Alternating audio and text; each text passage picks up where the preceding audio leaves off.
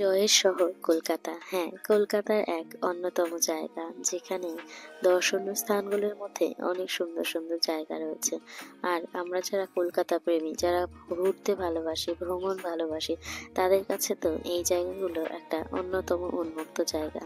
আর এই যে জায়গাটা, হ্যাঁ, সেই পুরনো সময় থেকে বা পুরনো কাল থেকে, প্রাচীন কাল থেকে শুরু করে এখনো অবধি একাডেমি অফ ফাইন আর্টস।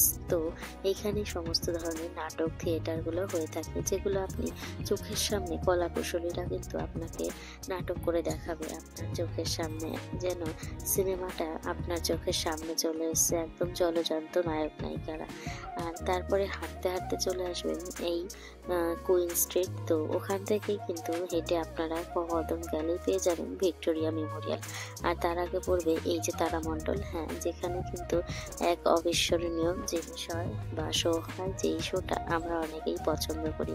এখানে আসলে কলকাতায় ঘোরার জন্য এই জিনিসগুলো কিন্তু আমাদের সকলের ভীষণ প্রিয়। তো আমরা সকলেই কিন্তু এখানে হিন্দি, ইংলিশ এবং বিভিন্ন ভাষায় কিন্তু, বাংলা সমস্ত ভাষায় কিন্তু এই শোটা দেখানো হয়। আর শোর টাইম টেবিলটা তো আপনারা বোর্ডে দেখতেই পারবেন, আমি দিয়ে দিলাম পুরোটা।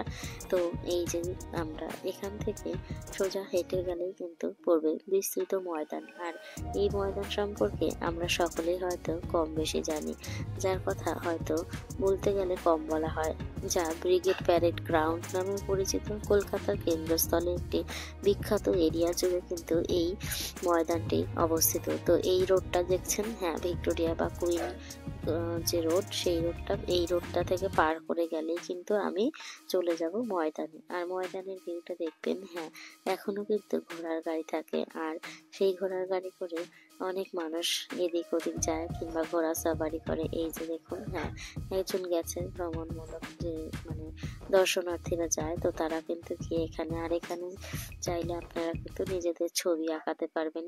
আর তার জন্য একটা চার্জ দিতে হয়, হ্যাঁ, নিজের সম্পূর্ণ আপনি ওখানে বসে থাকবেন, আপনাকে দেখে দেখে আপনার ছবি এঁকে দেবে, মাত্র 300 টাকা নেবে। তো আপনি চাইলে সেখানে আঁকিয়ে নিতে পারবেন। আর দ্য 42, হ্যাঁ, ময়দান থেকে বলেছিলাম 42টাকে আরো ভালোভাবে দেখা যায়। তো ওই হচ্ছে দ্য 42।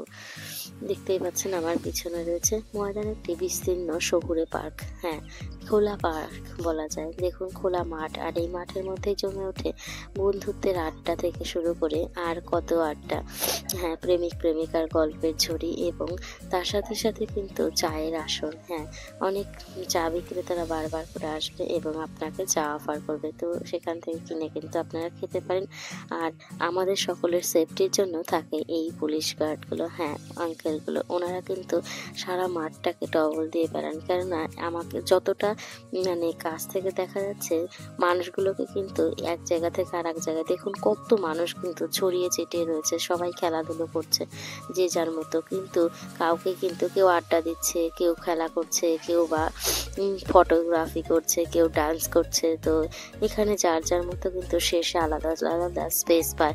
এতটা উন্মুক্ত এরিয়া যে কি বলবো, কেউ কাউকে কারোর প্রাইভেসিতে হস্তক্ষেপ করতে পারে না। তো এখানে অনেক রকমের খারাপ ক্রাইমও কিন্তু হয়ে থাকতে পারে, কেননা কেউ যদি মেরে ফেলে রাখে, হয়তো তার ঠিকানা পাওয়া যাবে না, কেননা এতটাই বিস্তৃত। তো তার জন্য কিন্তু সবসময় পুলিশ আঙ্কেলগুলো তাদের মানে কর্মসূচিটা চালিয়ে যান, তাদের দায়িত্বটা, ডিউটিটা ওনারা কিন্তু বারবার করে এখান দিয়ে যাতায়াত করছেন। মহিলা পুলিশ থেকে শুরু করে এই যে আঙ্কেলগুলো, ওনারা কি করছেন, কেউ ঘোড়া নিয়ে, কেউ বা গাড়ি নিয়ে, ওনারা কিন্তু এই পুরোটাকে পরিদর্শন করে মাঠটাকে সুরক্ষিত রাখার চেষ্টা করছে, বা যারা এসছে তাদের সেফটি দেওয়ার জন্যই এনারা রয়েছেন। 400 একর এলাকা জুড়ে এই মাঠটি বিস্তৃত। বলতো এই মাঠের মানে আয়তনটাও যেরকম, এইখানে কিন্তু প্রচুর মানুষ এসে এরকম করেই আড্ডা দিয়ে থাকে, গল্প করে থাকে বা ফটোশুট করে থাকে। আর এই যে দেখুন, হ্যাঁ, চা নিয়ে কিন্তু আপনার কাছে পৌঁছে যাবে। আপনি কখন মানে এই যে দেখুন, কত মানুষ কিন্তু এখানে অজস্র ছড়িয়ে ছিটিয়ে রয়েছে। ওই যে ডান দিকে, হ্যাঁ, লাল কালার ড্রেস পরে ওরা কিন্তু ওখানে নাচ করছিল, তো আর একজন ফটোশুট করে দিচ্ছিল। তো অনেকক্ষণ ধরেই হচ্ছিল কিন্তু এটা। তো আমরা একদম ভিক্টোরিয়ার সামনে, এখানে আসলে হ্যাঁ, আপনার মনটা একটা অন্যরকম এরকম বাতাবরণে চলে যাবে। আর আমার সাথে গেছিল এই কেশবতী নন্দিনী, হ্যাঁ কেশবতী নন্দিনী সেই খাঁচাতে বন্দিনী, এতটাই কেশর। ওকে দেখে একজন জিজ্ঞেস করছিল তুমি কি ভেষজ তেল মাখো যে তোমার চুলটা এত বড় বড়। তো এই সমস্ত কিছু নিয়ে একটু হাসাহাসি হলো। তো এই যে হ্যাঁ ব্রিটিশ চলে গেছে বহু বছর, ব্রিটিশদের দেওয়া সেই স্থাপত্যগুলো কিন্তু আমরা ফেলে দিইনি, হ্যাঁ সমস্তটাই রয়েছে কলকাতার কল্লোল তিলোত্তমার ওপরে। তো ঔপনিবেশিক সেই যে সময়টা, সেই বাতাবরণের অনেক কিছুই রয়েছে, অনেক ফরেনাররা কিন্তু সেইগুলো দেখতেই চলে এসছে দেশের দূর দূরান্ত থেকে। তো আজকের মতো আমি এখানেই আমার এই ভিডিওটি শেষ করছি। আশা করি আপনাদের ভালো লাগবে। কলকাতার এরকম আরও বিভিন্ন পার্শ্ববর্তী স্থান এবং টপ টপ ঘোরার জায়গাগুলো দেখতে চাইলে অবশ্যই কমেন্ট বক্সে জানাতে পারেন। তো ভালো লাগলে অবশ্যই চ্যানেলটিকে সাবস্ক্রাইব করে পাশে থাকবেন, লাইক করবেন, কমেন্ট করবেন এবং শেয়ার করার চেষ্টা করবেন।